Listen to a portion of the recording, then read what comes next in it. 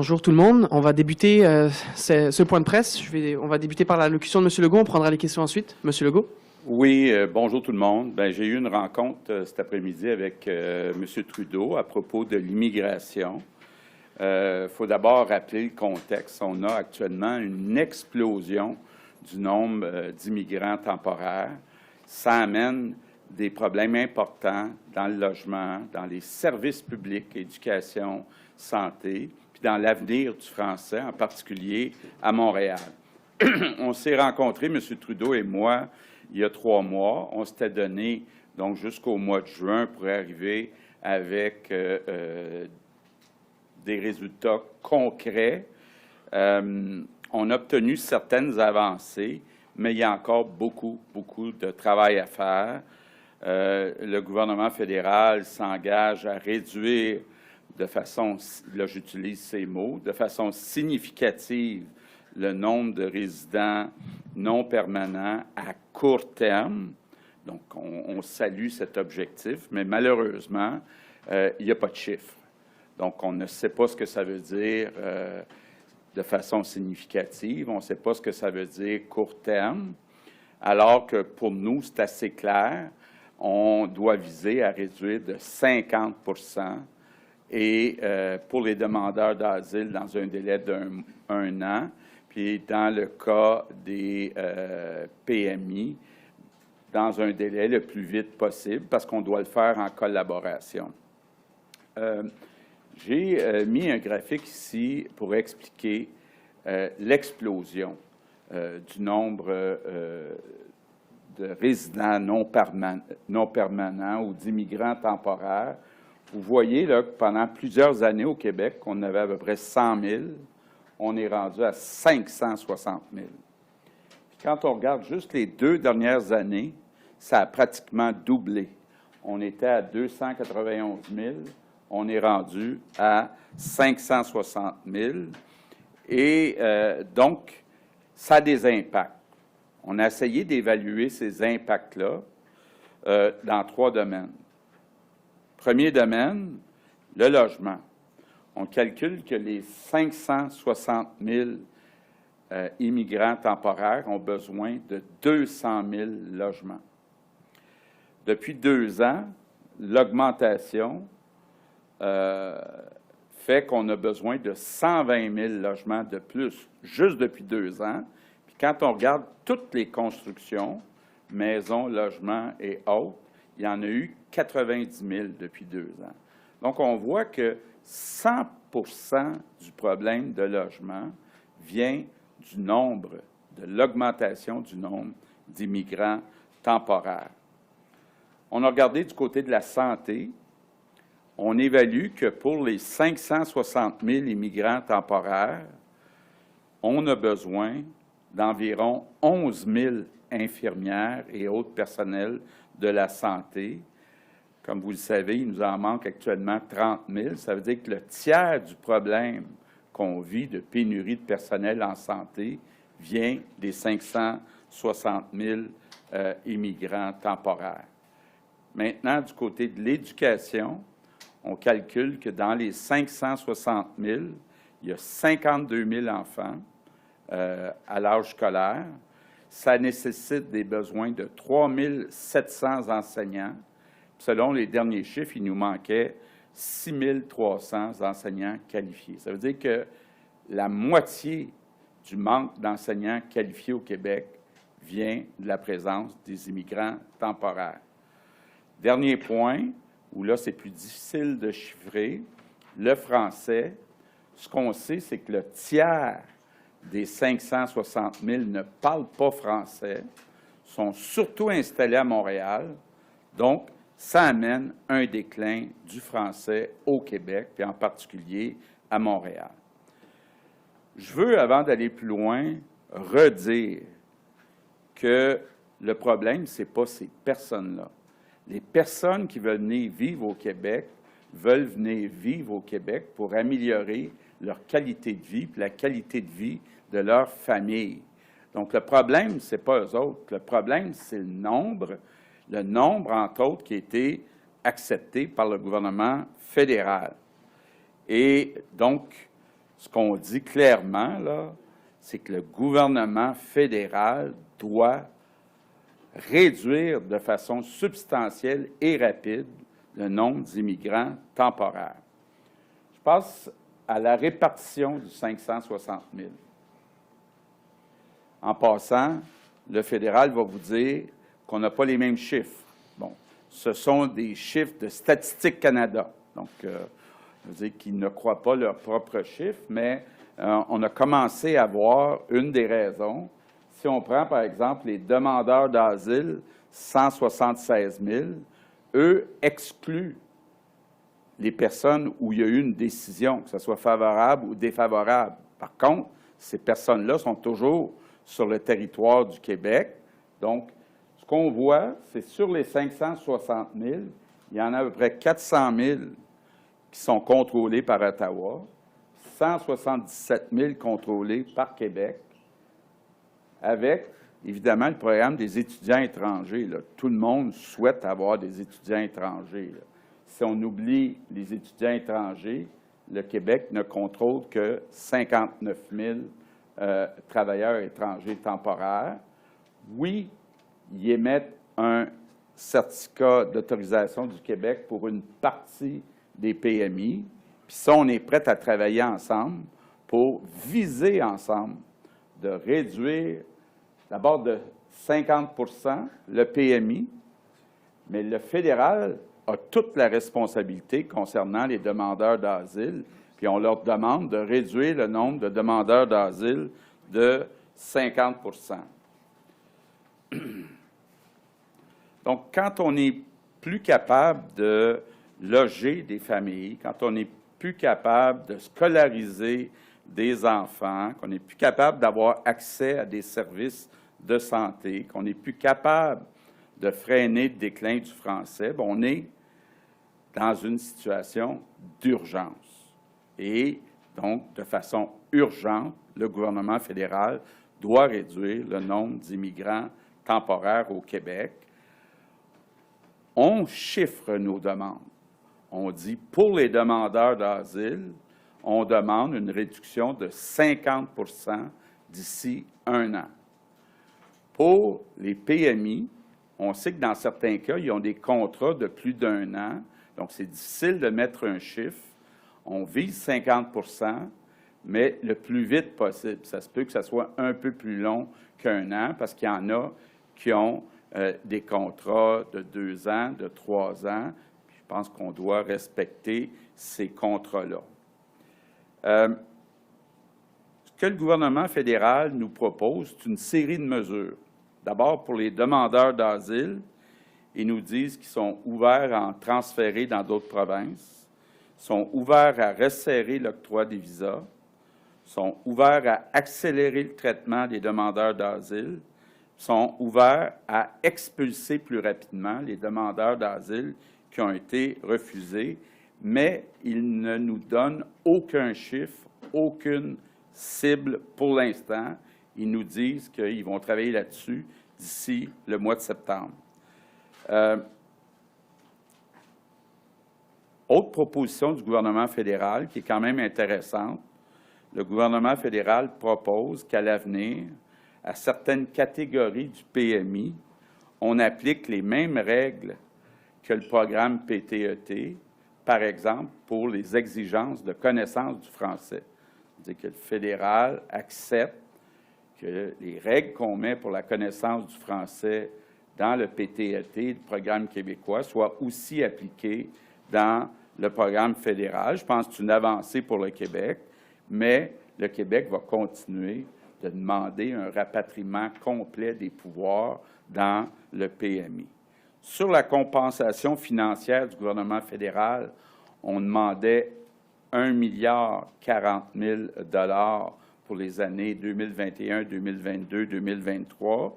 Le gouvernement fédéral nous offre 750 millions.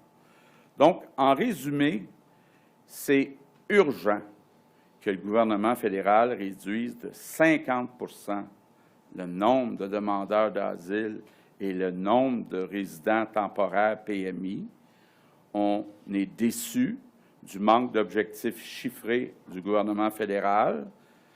Par ailleurs, on est content que le gouvernement fédéral accepte de mettre des exigences de français pour les travailleurs temporaires du PMI immédiatement.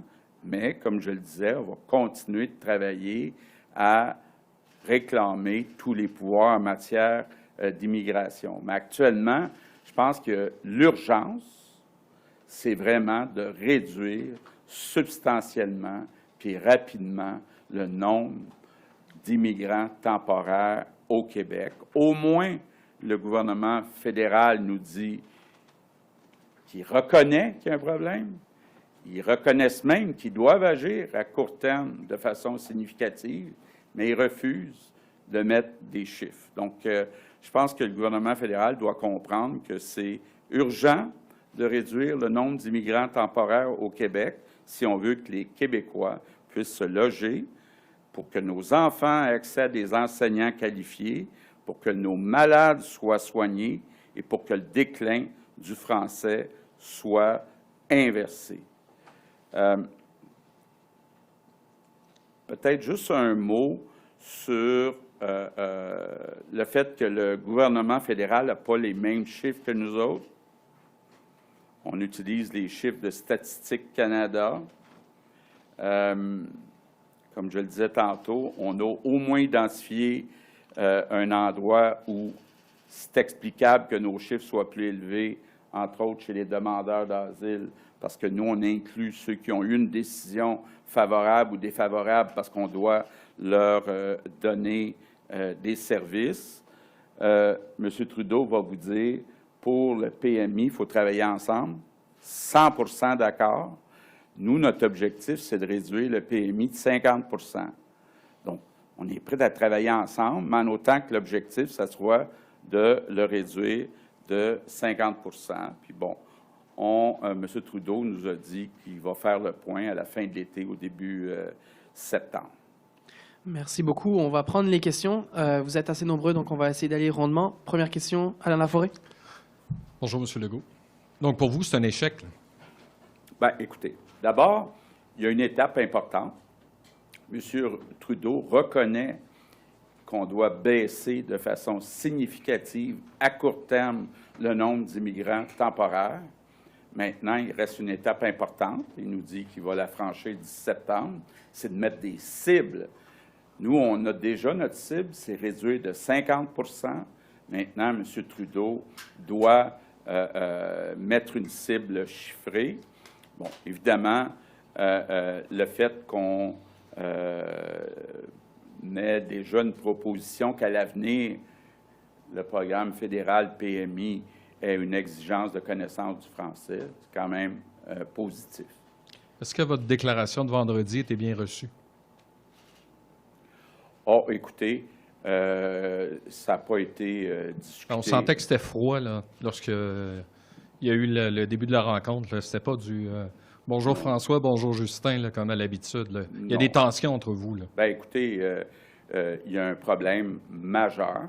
On ne peut pas être capable d'avoir encore longtemps autant d'immigrants temporaires. Donc, il y a une urgence d'agir. M. Trudeau reconnaît le problème. On attend les cibles. Vous savez, M. Laforêt, je ne suis pas quelqu'un nécessairement de patient, mais bon, on va espérer qu'il chemine rapidement. Prochaine question, Véronique Prince. Bonjour. Vous avez demandé donc des cibles de réduction de 50 % du côté du gouvernement fédéral, mais du côté du Québec. Est-ce que vous pouvez réduire aussi le PTET? Est-ce qu'on a des cibles, nous aussi, qu'on contrôle? Bon. D'abord, il faut comprendre, là, si on regarde les deux programmes qui sont gérés par le Québec, il y a les étudiants. Les étudiants, il n'y a pas eu une grosse augmentation dans les 2 dernières années. Puis en plus, on aime ça avoir des étudiants, des jeunes qui sont qualifiés, qui restent au Québec après. On aime ça. Donc, si on a à choisir pour faire une réduction, c'est pas le premier groupe qu'on va viser. L'autre chose qui est importante aussi de dire, dans le programme PTET, c'est beaucoup en région, beaucoup en agriculture. Bon, évidemment, quand on est en région, il n'y a pas le défi de l'avenir du français. Puis Puis c'est vraiment arrimé avec les besoins des entreprises. Alors que dans le PMI, bien, il y a beaucoup de monde à Montréal, beaucoup de monde qui sont dans des emplois peu payés. Donc, c'est ça qu'on va travailler ensemble. C'est pour ça que je dis 50 pour les demandeurs d'asile. Ça, c'est la responsabilité du gouvernement fédéral, puis on veut 50 de réduction d'ici 1 an. Pour ce qui est du PMI, bien, on va travailler ensemble. C'est sûr qu'il y a des entreprises qui ne sont pas contentes, donc il faut regarder quels emplois. Évidemment, on veut protéger les emplois d'infirmières puis d'enseignants pour empirer notre problème. On veut privilégier les régions peut-être pour garder le monde en région parce que il y a, entre autres, pas le défi du français. Donc, c'est tout ça qu'on va regarder. Mais M. Trudeau m'a demandé de collaborer à fixer les critères pour le PMI qu'on garde et qu'on ne garde pas. J'ai accepté. Mais on pense que c'est surtout dans les 2 premières catégories qu'il faut une réduction, quoique on n'exclut pas. On est en train de regarder pour réduire dans les 2 programmes du Québec aussi. De combien à peu près? Ça ne sera pas de 50 parce que, comme je le disais tantôt, les étudiants, ce n'est pas notre priorité d'en couper. Puis le PTET, c'est surtout en région, puis c'est surtout en agriculture.